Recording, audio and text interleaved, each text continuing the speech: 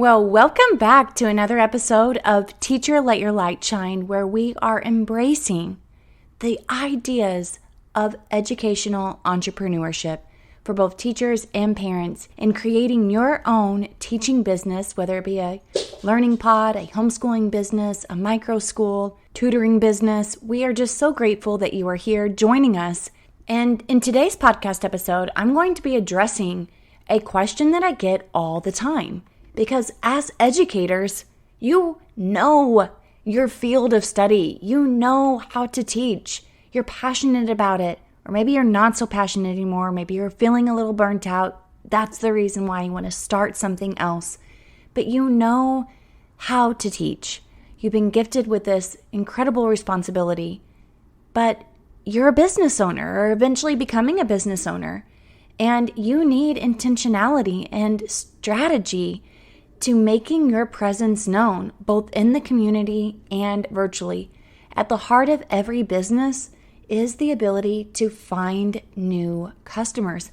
Marketing is the backbone of running a successful business. And I know what it feels like to not know where to start or be afraid to get your message out there, to feel insecure about hosting events or making calls to people or emails. I know what that feels like, but I did it anyways. And you will too. You just need some tools in your tool belt. You need some encouragement.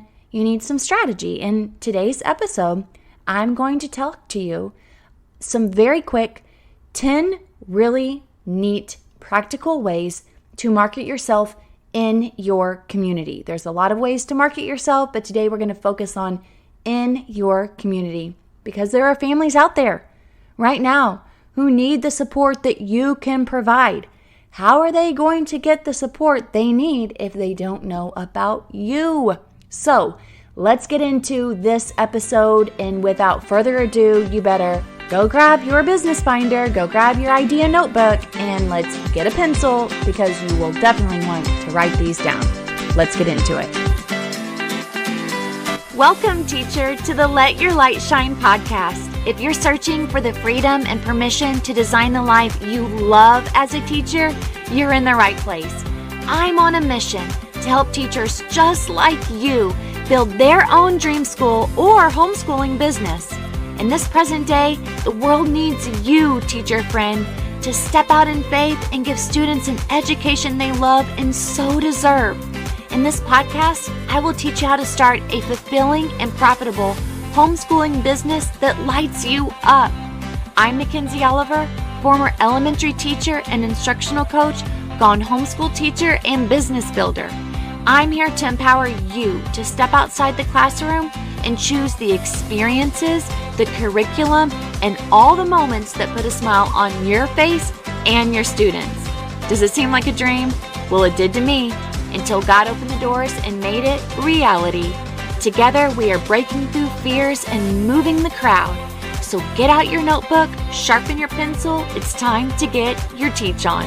At the time of this recording, we are in October, and I know there are many teachers and parents who are on the fence or they are so ready to take that next step, starting their teaching business. I have coached teachers through tutoring businesses, micro schools, homeschooling businesses, learning pods, all of these types of educational businesses. They're so inspiring. I love sitting down face-to-face through Zoom, getting to know you, getting to know your mission, your vision, helping you hash all of that out, giving you strategy, specific plans of action. You know, I find that no matter who it is that I'm talking to in the business that they are building, they fumble around with three things. 1, the confidence. They need the permission. 2, they need the strategies when it comes to their finances because that feels big and scary. And 3, they need help with their marketing. And I am so honored to be able to coach people along the way. I was just coaching an art teacher who's starting her business out of her home.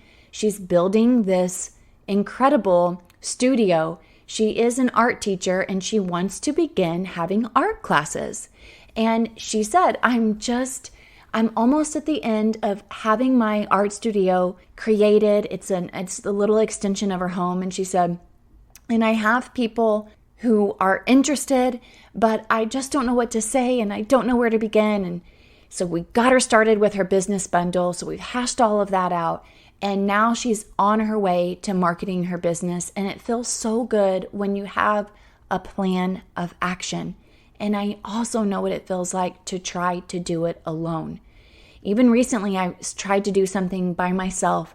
And even though I had the capacity and the knowledge to do it, it felt so lonely. And I couldn't pinpoint what it was that was causing me, anxiety or stress around it. And what I realized was that I shouldn't do it alone. Finally, when I talked to my husband and I talked to the person who I have helping me, it just solidified the plan of action that I needed to take. It gave me so much more clarity speaking about it, getting ideas from other people, and it really made me passionate to tell you, do not do this by yourself.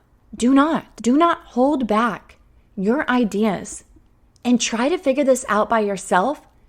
You have the capacity. Don't get me wrong. You can Google, you can tape this all together.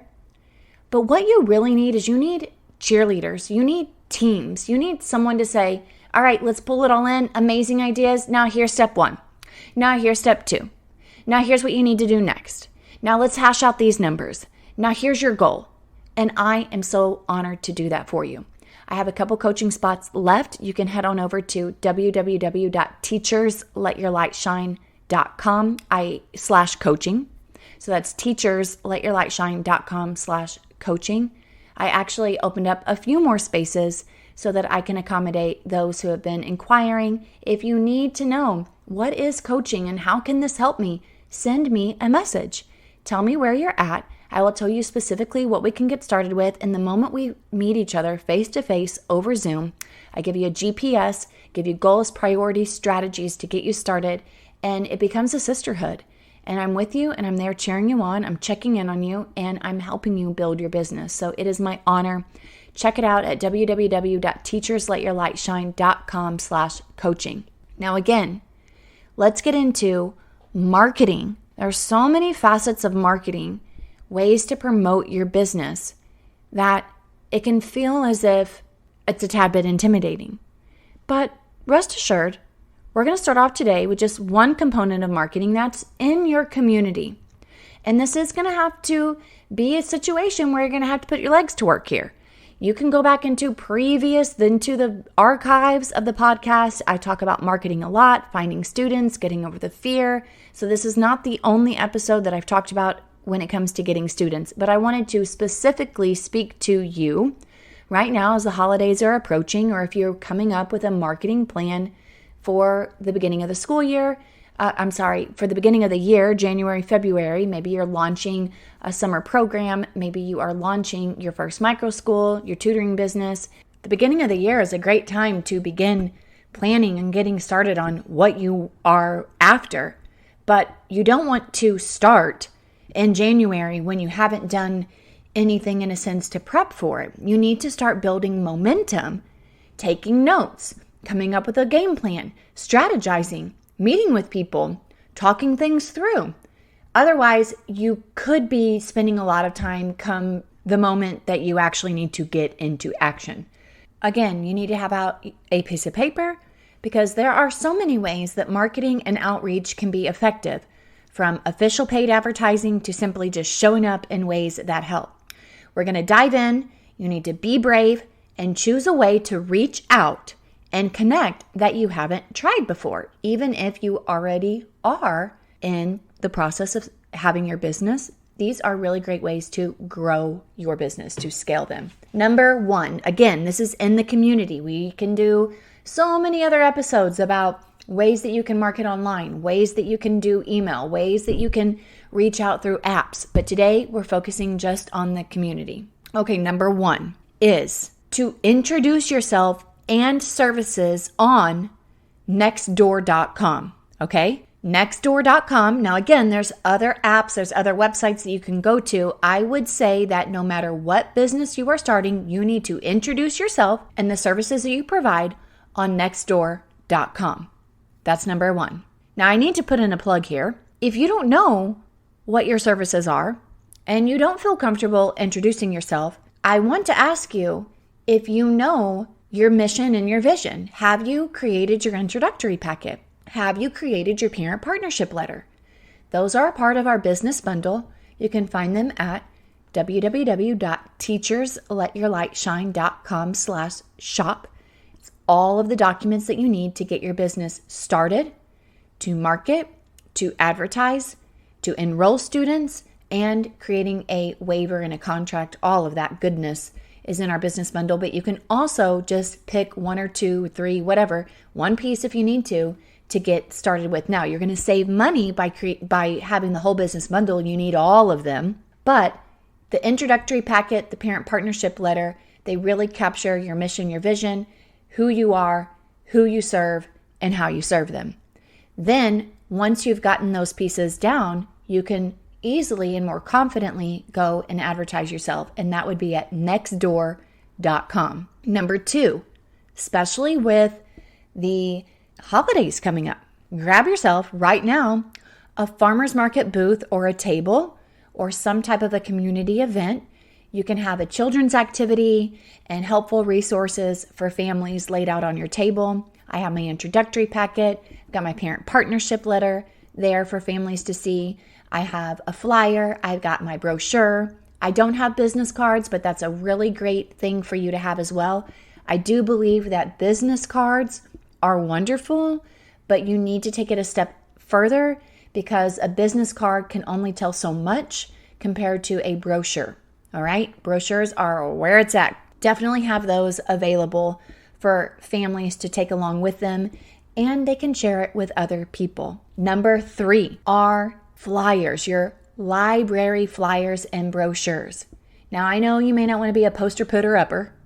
Again, that's a poster putter upper, okay?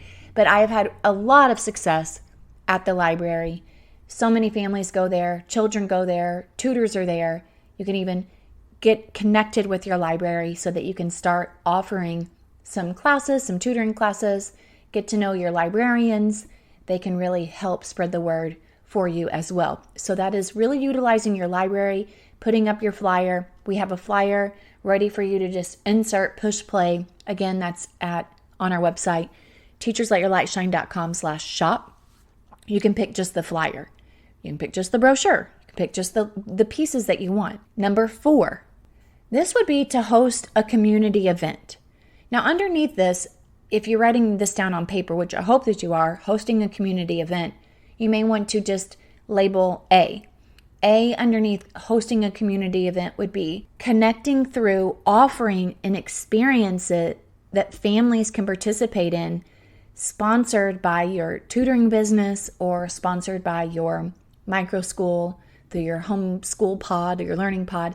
You can start connecting by offering something even for free or offering an event where people can participate because you're sponsoring this moment. So it's a really great way for you to open up your door, let people know you, who you are. They start trusting you.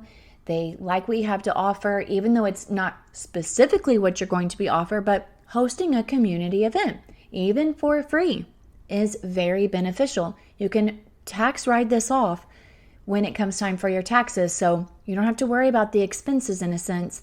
And you can also charge. Okay, definitely you can do that as well. But this is a really great way for you to connect, and it's also a really wonderful way for you to have discussions. Now, with that, underneath number 4, hosting a community event would be letter B, hosting a parent discussion. You can do that through a Facebook live video. You can do that through hosting a night where people can come and ask you questions, get more information. This could even be letter C, having a virtual or an in-person open house, helping families see all that you have to offer and just create personal connections with yourself and with either the people that you're going to start this with. If you already have a business, it's a really wonderful way for people to get to know you, your other students, and even the people that help support you in your business. So that's number 4, hosting a community event. And that would be to sponsor something, That's A. B, hosting a parent discussion, or C, having a virtual or an in-person open house. Number 5, this would be to leave brochures in local establishments and community buildings if allowed. So we talked about the library in number 3, but number 5 is leaving brochures in local businesses and community buildings. Like we have a YMCA or rec centers or sporting event areas. You could even do it at your dentist office, your local chiropractor's office. You decide if that feels comfortable for you, and asking and starting a conversation with the business owner, even if it's a cookie shop or a place where you know that families go, where kids go, where are the parents hanging out, where are the kids hanging out. See if you can leave some brochures there. That's number 5. Number 6, this is really good. Join a local fundraiser or awareness event, like for an example, the Dyslexia Dash or the Rudolph Run.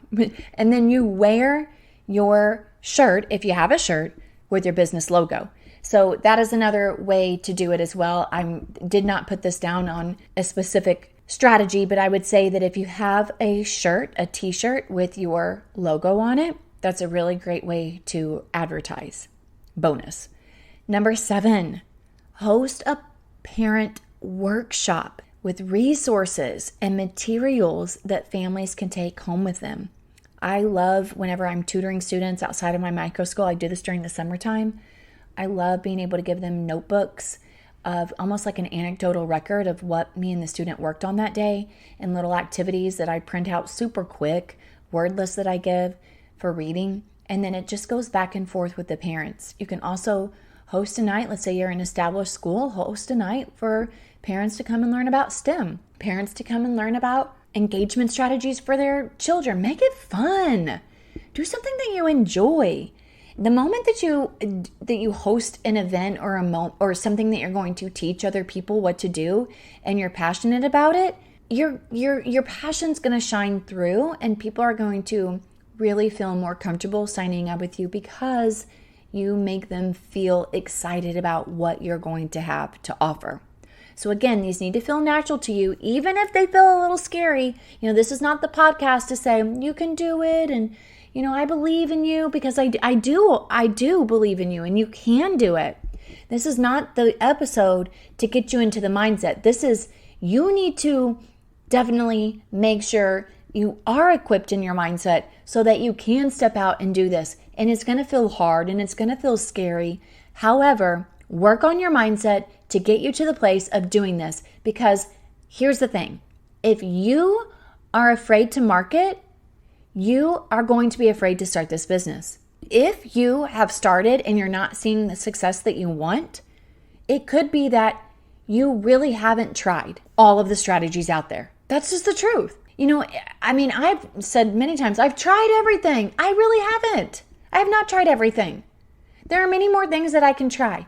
So let's reframe that and say, what else can I do? What else can I try? Let me go back to the drawing board. Let me go back to the list here. Okay? So thinking to yourself, being honest with yourself, how much have I tried? What is it that I'm not doing because I'm scared or because I don't feel comfortable enough? I don't know what to say. Then honestly, it's worth spending a little bit of money to have someone coach you through how to do this, what to say, how to set it up so that you can make money. Mic drop, totally worth the investment. You will get a return on your investment to hire someone to help you get through these moments so that you can start making money, start making a difference. All right, number 8. This is really important that you are staying abreast with your community in a sense that you have a platform to share what you are doing. And that could be through, so number 8 is local radios or newspapers. Reaching out to local radios, newspapers, and news channels. Now, I specifically have not reached out to these places before, but they have gotten word about our school. We've been on the news a few times, and I have other people asking me to come on, share our school. The thing is that we are already at capacity and we have a wait list, so I am really being choosy about how I am promoting in this moment. Right now, I'm promoting just educating families that it is safe, honorable moment to be able to choose an alternative form of education. That's a side note there. But again, number 8 is reach out to a different platform. Radio station, a newspaper, a news channel, have them do a story on your school. All right, number 9 is to create a display in a community space for your school. And this is a great way to put up flyers, to share your mission, share your vision, give examples of how you help families.